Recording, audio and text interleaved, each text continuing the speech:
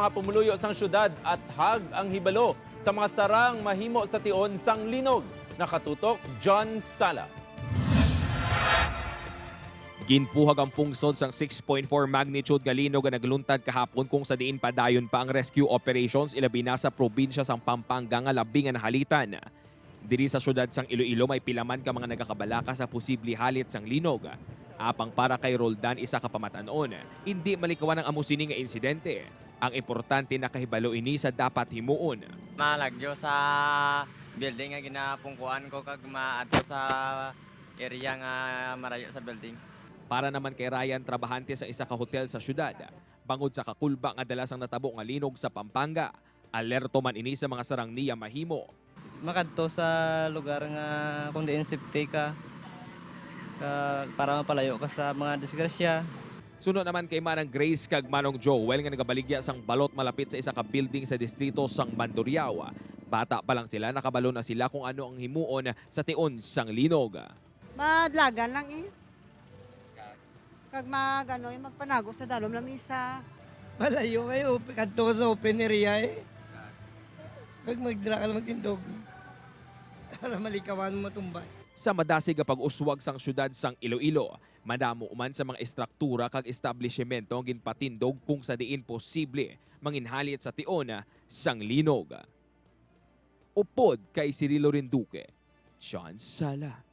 1 Western Visayas. Talisay City CDRRMO handa nga ipatawag sang Office of the Civil Defense sa posible epekto sang The Big One sa Manila.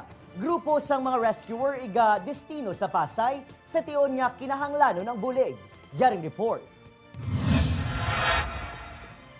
Sa pagkatublag sa pilakabahin sang Luzon bangod sa linog kahapon, nagpanghanda na ang rescue teams ng Talisay City Disaster Risk Reduction Management Office.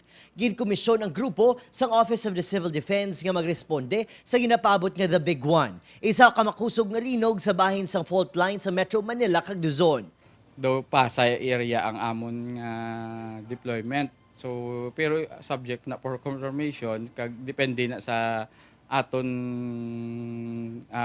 national sa OCD kung diin kami nila ipadala nga area.